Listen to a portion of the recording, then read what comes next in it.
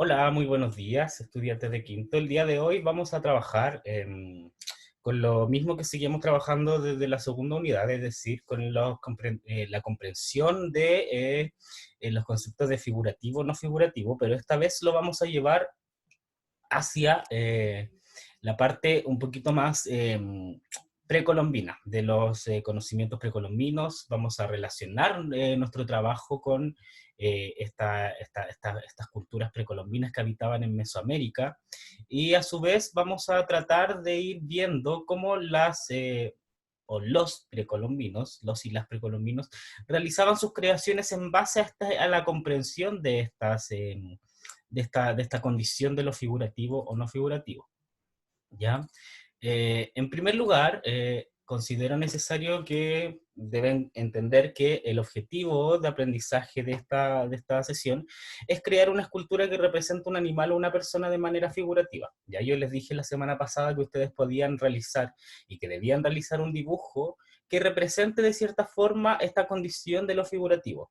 Para ello, ustedes tienen que entender que cuando yo dibujo algo, tiene que tener ciertas características formales para que yo pueda decir: lo que estoy viendo es un animal, lo que yo estoy viendo es un objeto, y por qué estas características de la forma me hacen pensar que esto es un animal, una figura zoomorfa. Vamos a ir añadiendo vocabulario a nuestro hablamiento. ¿Por qué es una figura zoomorfa y por qué esta figura zoomorfa representa un animal, o por qué es una figura antropomorfa y por qué esta figura antropomorfa representa de cierta forma una persona? Zoomorfo, animal; antropomorfo, personas, ¿ya? Eh, Vamos a comenzar dando algunas características del periodo Chipucuaro, donde podemos ver una figura antropomorfa femenina, ¿ya? Sabemos que es una figura antropomorfa femenina. ¿Por qué? Porque tiene pechos. Ya vamos a describir la imagen. En la figura vemos una figura antropomorfa. Sabemos que es antropomorfa porque tiene cuerpo, tiene cabeza, tiene la parte del cuerpo, la parte del torso, tiene brazos y tiene piernas, ¿ya? Además de esto, posee un collar que es redondo, circular, en su mayoría. También posee una especie de cintillo, vamos a llamarla esta cintillo. Tiene el pelo más o menos largo, es decir, como que le llega a la parte de los ojos, o sobrepasa un poquito la parte, llega a la mitad de la parte de los ojos. Tiene a su vez un brazalete, y en la parte del torso le cuelgan unos pechos. Por lo mismo, podemos decir que esta figura es una figura femenina, ¿ya? Yo creo que dentro de la cultura chipucuaro, esta persona habrá cumplido un rol bastante específico dentro de el entorno social en el que se desenvolvía. Pero lo que nos convoca acá es que tenemos que saber que es una figura antropomorfa, porque podemos deducir las características formales a partir de la misma forma que nos está dando, valga la redundancia. En el periodo Olmeca existían y existieron bastantes representaciones de personas o de figuras antropomorfas, como lo estábamos diciendo, que poseen un cuerpo bastante gordo. Si se fijan, miren las piernas que tienen, unas piernas bastante voluptuosas. Posee un tocado, un gorro que tiene colores rojos y negros. Sin embargo, la particularidad de estas esculturas es que el cuerpo se representa como si fuera un cuerpo de una persona grande, con características de bebé, ¿ya? Estas guaguas o estos bebés del periodo Olmeca, suele decirse que son personajes de bastante importancia dentro de su rol social, ¿ya? Son figuras que los precolombinos no necesariamente representaban a las figuras de la sociedad baja, sino que necesariamente tenían que representar a las personas que tenían un poder social dentro de la cultura, ¿ya?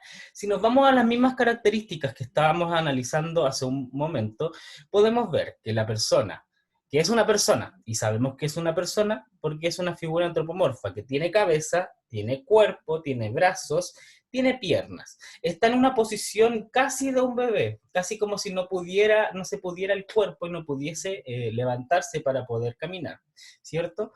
Eh, Cuestiones tan simples como estas nos hacen pensar que es un humano, ¿ya? Dentro de la cultura nicoya, Guanacaste, existen de cierta forma maneras de representar el mundo zoomorfo, ¿ya? En esta figura de cerámica podemos apreciar una cerámica, un incenciario, donde se ponen inciensos para generar, de cierta forma,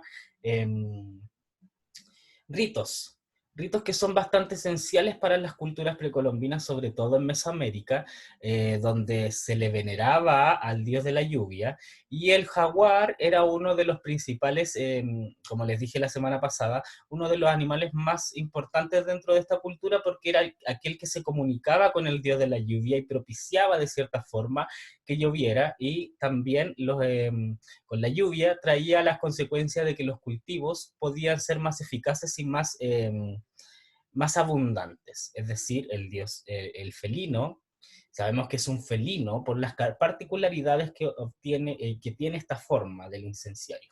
Podemos ver que tiene las manos sobre llevándosela a la boca. En la boca tenemos una dentadura, que si se fijan en las partes de los colmillos, tiene 4 colmillos, 2 hacia abajo, que generalmente van hacia arriba, y los que van hacia arriba que también tienden a surgir hacia arriba.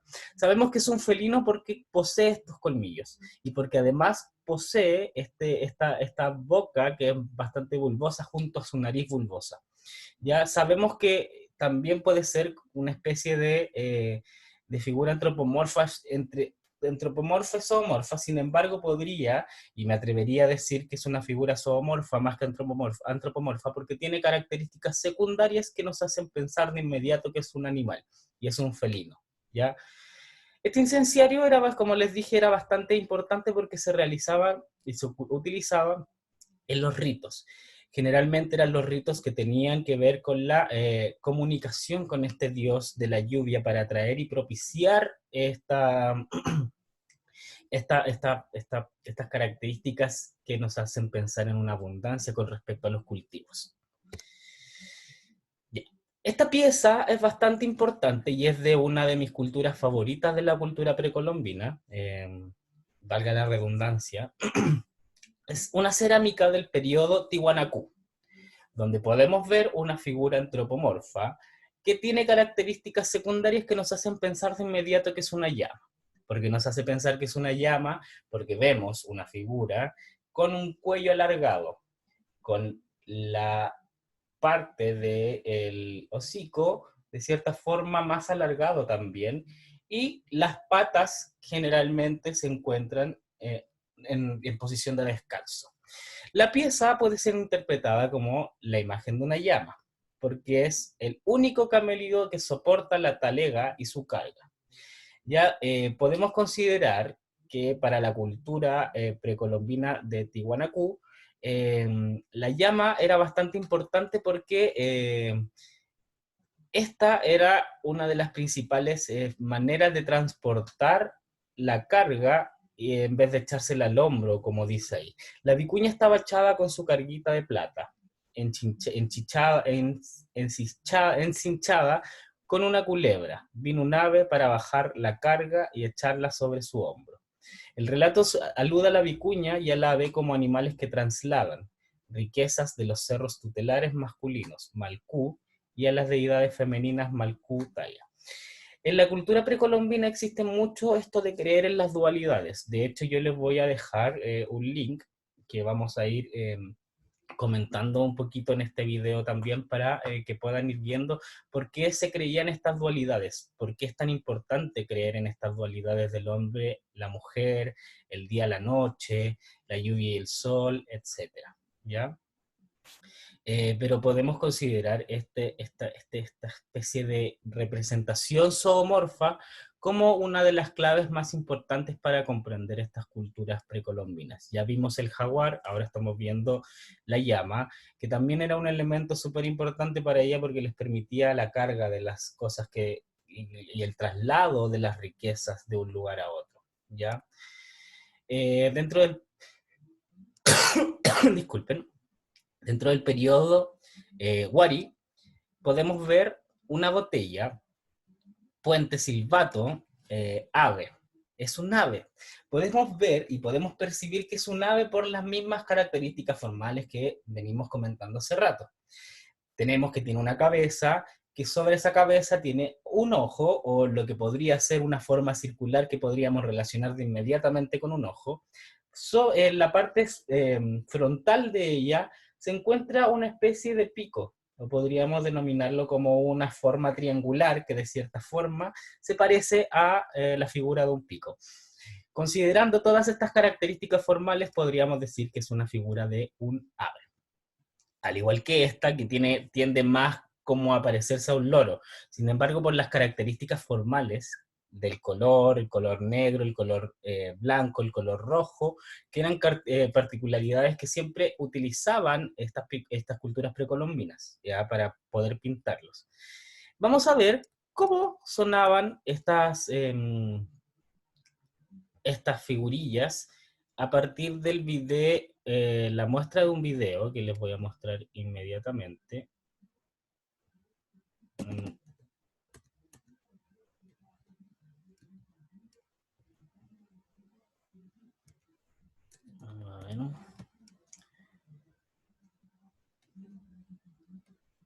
Ya. Para comprender un poco cómo eran utilizadas estas, o para qué podrían para qué podrían haber sido utilizadas estas botellas, azapuentes, silbato de aves, les tengo un video que aquí puede demostrar lo que estábamos conversando. Vamos allá. Fíjense muy bien en cómo suenan, en la forma que tienen y en las particularidades que nos pueden ofrecer dichas cosas.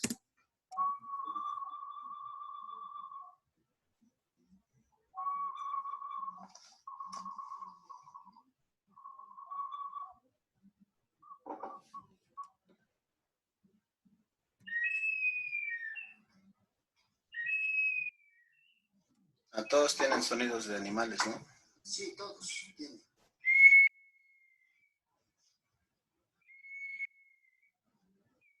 Toda la variedad. El mono también.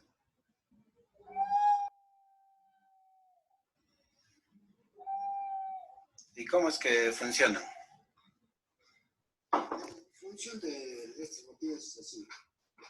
Esta es una radiografía de la botella original. Y acá arriba tenemos el sistema cómo funciona.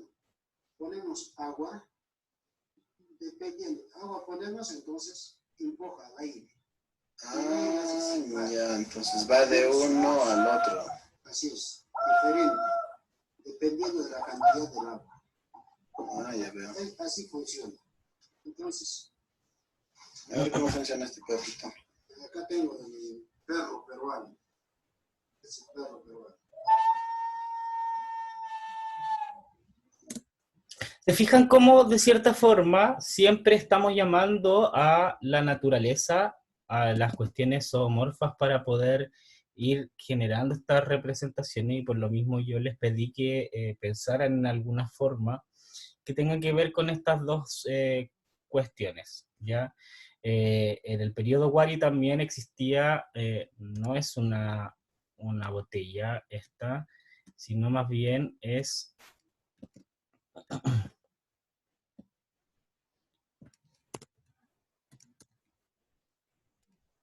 una figurilla antropomorfa que también tiene que ver un poco con estas cuestiones que yo les estaba contando, porque este personaje es un comunicador, de cierta manera, tiene que ver como con,